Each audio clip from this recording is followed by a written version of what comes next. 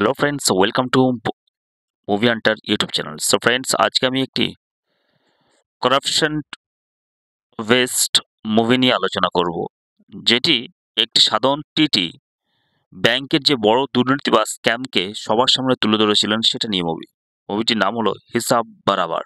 মুভিটি 24শে জানুয়ারি 2025-এ রিলিজ হয় বা মুক্তি পায়। মুভিটিতে সাধারণত একটি স্যাটায়ার ধর্মী অ্যাকশন কমেডি চলচ্চিত্র, যা আধুনিক ভারতের আর্থিক দুর্নীতি ও সাধারণ মানুষের দৈনন্দিন সমস্যাকে কেন্দ্র করে নির্মিত।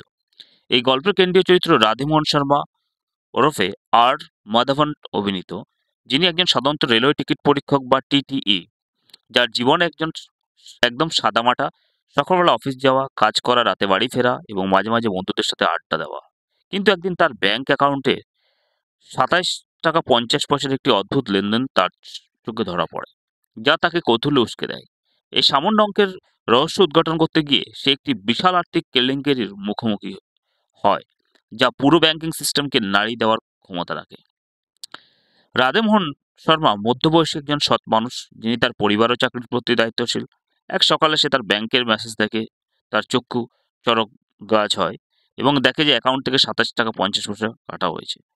প্রথম বিষয়টি সে অ্যাভয়েড করে যায়, কিন্তু পরের দিন আবার সে দেখে যে একই পরিমাণ অর্থ তার ব্যাংক থেকে আবার কাটা হয়েছে।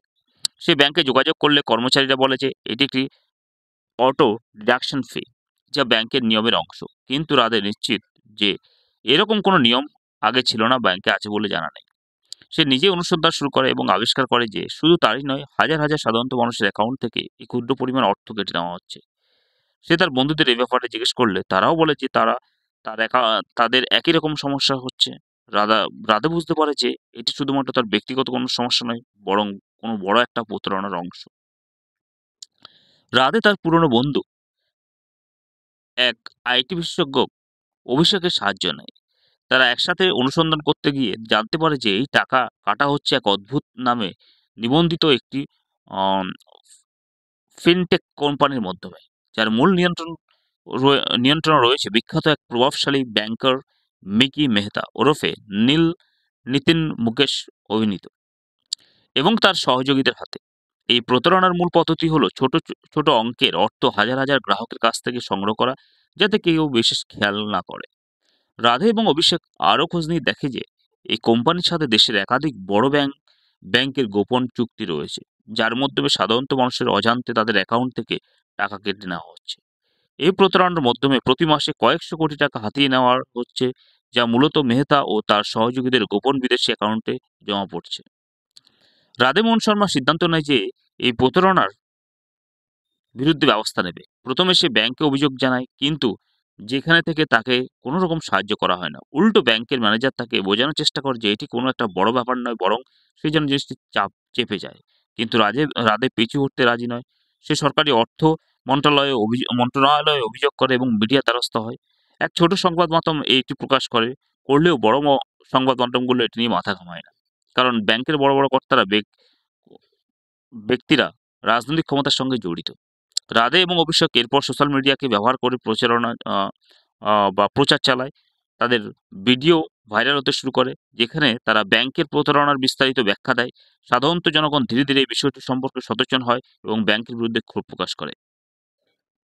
এই খবর যখন মিডিয়ায় আলোড়ন ফেলে, তখন বিকি মেহতা রাধের বিরুদ্ধে ব্যবস্থা নেওয়ার পরিকল্পনা করে। সে পুলিশের মাধ্যমে রাধের বিরুদ্ধে মিথ্যা মামলার চেষ্টা চালায়, যাতে তাকে দুর্নীতির অভিযোগে গ্রেপ্তার করা হয়।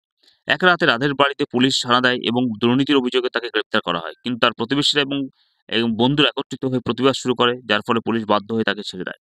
এরপর মেহতা গুন্ডারাও অভিষেককে অপহরণ করে এবং তাকে হুমকি দেয় যে সে যেন আর এই তদন্ত না চালায়। কিন্তু অভিষেক সাহস হারায় না এবং রাধেকে জানায় যে সে কিছু গুরুত্বপূর্ণ প্রমাণ সংগ্রহ করেছে, যা মেহতার সমস্ত প্রতারণার তথ্য ফাঁস করে দেবে। ক্লাইম্যাক্সে দেখা যায় রাধে এবং অভিষেক মেহতার অফিসে গোপনে প্রবেশ করে এবং সমস্ত তথ্য সংগ্রহ করে, যা প্রমাণ করে যে মেহতা কয়েকশো কোটি টাকা অবৈধ লেনদেন করছে। তারা এই তথ্য সংবাদ মাধ্যমে এবং সরকার কাছে পাঠিয়ে দেয়। এরপর পুলিশ মেহতাকে গ্রেপ্তার করতে বাধ্য হয়, কিন্তু মেহতা তার রাজনৈতিক প্রভাব ব্যবহার করে জামিনের ব্যবস্থা করতে চায়। ঠিক তখনই রাধে এবং অভিষেক একটি লাইভ প্রেস কনফারেন্স করে সাধারণ জনগণকে জানিয়ে দেয় যে কিভাবে মেহতা জনগণের টাকা চুরি করেছিল। এই খবর ছড়িয়ে পড়ার জনগণ ক্ষুব্ধ হয়ে ওঠে এবং বড় বড় ব্যাংকগুলোর বিরুদ্ধে বিক্ষোভ শুরু করে। সরকারের উপর চাপ সৃষ্টি হয় এবং শেষ পর্যন্ত মেহতা ও তার সহযোগীদের বিরুদ্ধে কড়া ব্যবস্থা করা হয় এবং তাদের গ্রেপ্তার করা হয়। মেহতাকে কারাগারে পাঠানো হয় এবং রাধে, মোহন শর্মা, অভিষেক ন্যায় বিচার পাওয়ার আনন্দে নিজেদের বিজয় উদযাপন করতে থাকে। সুতরাং এই মুভিটির মধ্য দিয়ে এটা দেখানো হয়েছে যে ভারতবর্ষের বিভিন্ন রকম যে দুর্নীতি বা স্ক্যাম, সেটি ছোট ছোট ক্ষুদ্র আকার থেকে অনেক বড় আকারে পরিণত হয়, সেটি এই মুভির প্রধান বার্তা।